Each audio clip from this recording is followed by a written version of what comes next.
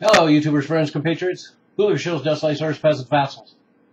I'm a useful idiot, and today I'd like to talk about local government. And I spend a fair amount of time picking on the federal government, as well I should, and all of us should. But there's a special place in hell for local government. All the bad habits that the federal government has, of course, are all learned and picked up along the way in local government. Here's a little tip for the NSA, because I'm going to give you a local example of local government. So the tip to the NSA is, I live in Seattle, Washington, so when you come for me, that's where you'll find me. So that said, yes, I live in Seattle, Washington, Washington State, the great Pacific Northwest, and the Emerald City. And our local government is relatively efficient compared to a lot of governments across this country, and we're not having quite the same budget catastrophes you find in Illinois and in California and Florida and Nevada. But nonetheless, our government is a case study in tragedy, incompetence, and cronyism. So let me just kind of give you an overview. First, I'll start with why I brought this up. That's because up until a few days ago, all liquor in the state of Washington was sold in state liquor stores. And of course, as a libertarian, I have a lot of problem with that, because once again, we have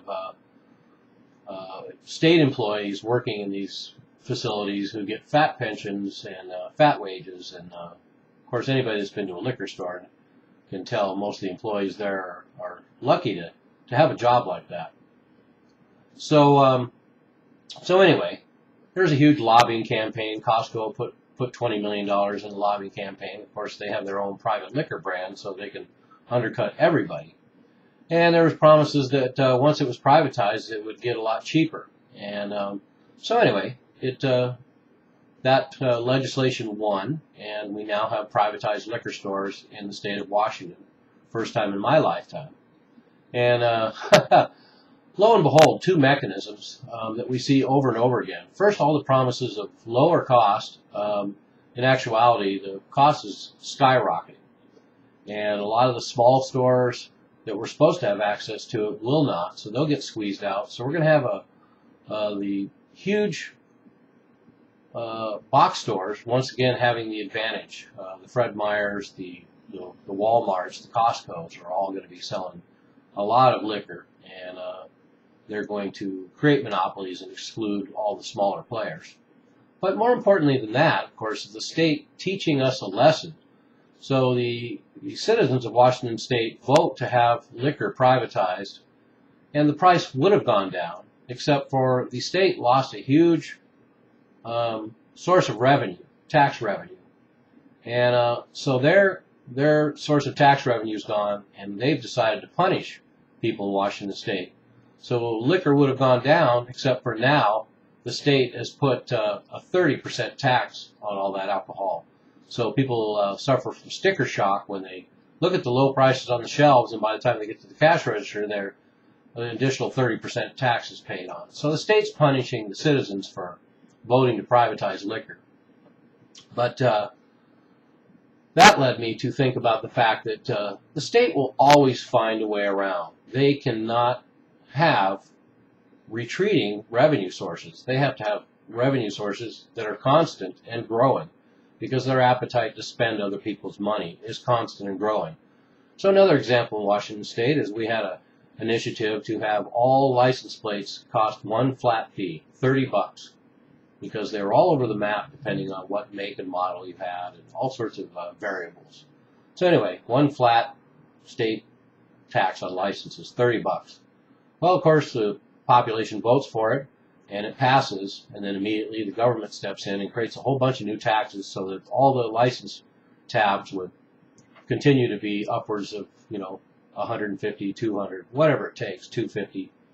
So just another example of state and local government that's just as inept as the federal government.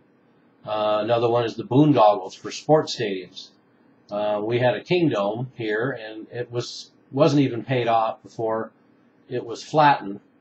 And two new stadiums were built here. And of course there was promises that the private developers and the teams and everything else would pick up all the cost overruns, and there wouldn't be any. And now there was huge cost overruns, and it didn't pay for itself, and the taxpayers are on the hook. And there's promises that it wouldn't take money away from streets and roads, and of course it's taken huge amounts of money away from street and road projects.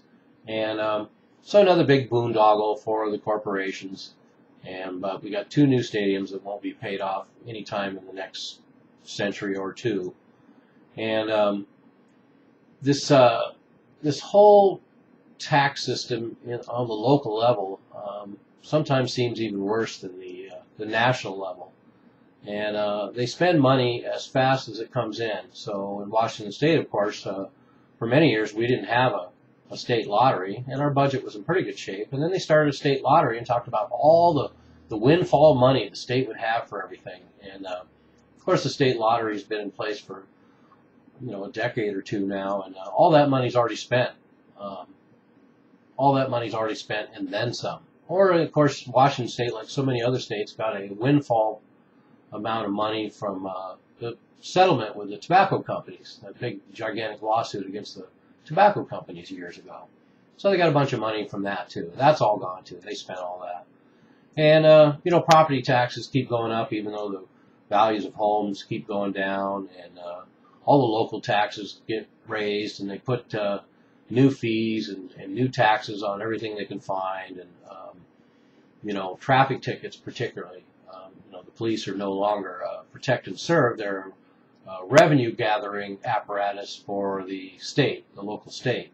So they don't have time for property crimes and things like that. They got to go after speeders and parkers and constant revenue for the state. And everybody knows that all those tickets keep going up and up and up. So anyway, that's just kind of a general rant about how inefficient and corrupt and fraudulent and undisciplined local governments are. And that's where they learn these habits, and then they take them to Washington, D.C. And of course, a bunch of clueless bootlickers from Washington State are in Washington now, including Gary Locke, who is about as charismatic and informed as a piece of wood. And now he's our representative to China for Obama. And so anyway, this is where these habits are learned. This is how it works. And then we send them to Washington. And then the snapshot of the local government that I wanted to give is that they can generate all kinds of new revenue sources that they want, just like the federal government. But it's not going to help because they can't stop spending. And that's the bottom line. That is the bottom line for our federal government and local governments. They just can't stop spending. And that's the only thing that's going to save them and us, is for everybody to stop spending, not fill up your revenue holes with more taxes and fees. They can't just keep passing it on to the taxpayer. Fairly self-evident. So, and then, of course, the grand icing on the cake for the Seattle area is the city is nearly broke, like all governments across the globe and across this country. But they still can't stop spending, so we have the biggest public works project in Washington State history going on right now as they build a new tunnel downtown to the downtown area.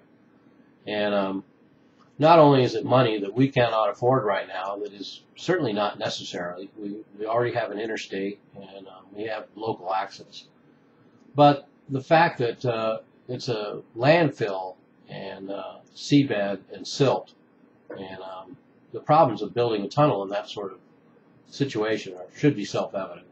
We're going to have a lot of problems and a lot of cost overruns. So we got a big boondoggle on that. But that's all right. We have brand new tolls on all our bridges now, and so that'll help pay for everything, right? See how that works? Tunnel here, bridge there, fees there, taxes there.